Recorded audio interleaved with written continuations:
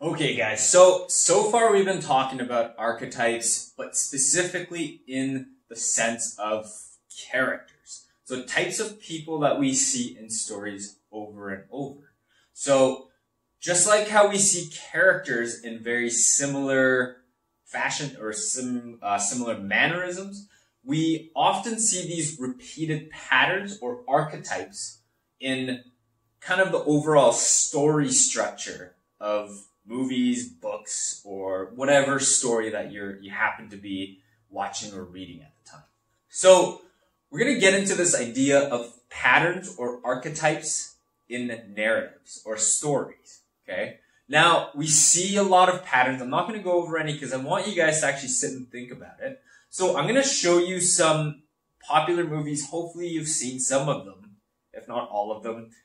If not, that's okay. It's not going to be a huge deal. But when we're talking about story archetypes, we need to talk about what similarities we see from the events that occur in the movies, okay? So obviously, a movie like Black Panther, okay, versus a movie like The Avengers, okay?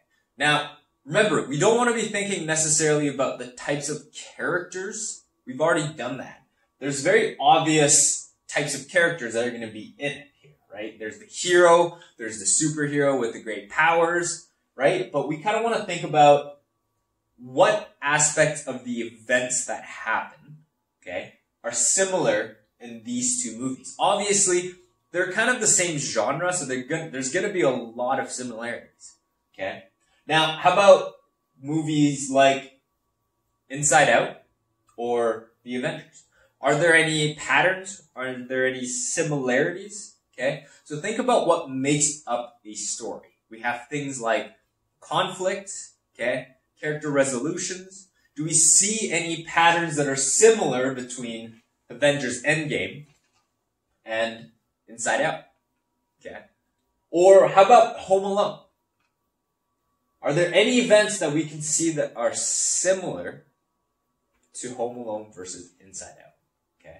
What are the conflicts? What are the stakes? What are the events that really pushes the heroes or the protagonists to do something that maybe they don't want to do? Okay? Or what about Finding Nemo? Are there any similarities between Finding Nemo and Home Alone? Okay. So if we kind of go back and take a look at these movies, oftentimes we see the main characters or the heroes of these stories go through a certain archetype or pattern of events, meaning typically they'll start where they're comfortable, okay, but eventually they'll kind of be forced to go somewhere where they're not comfortable and they need to face some sort of conflict, okay? In terms of Avengers Endgame, that happens with Thanos, okay? All these characters are kind of sitting at somewhere where they're comfortable.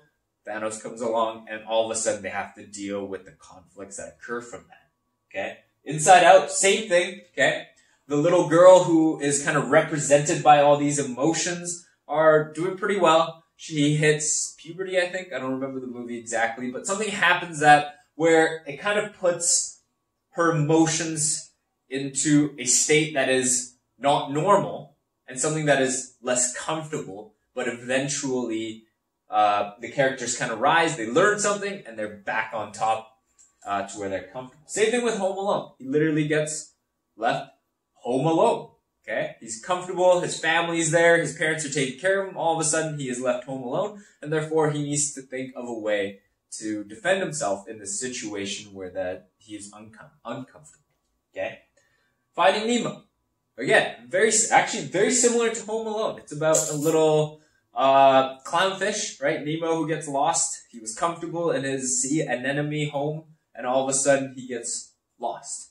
And he is set in a very uncomfortable place. Same thing with his dad. He had his family with him, loses his son, and all of a sudden he has to venture out into the wide ocean and then somehow try and find his son, Finding Nemo. Okay? So there are a lot of these patterns that happen over and over. Okay?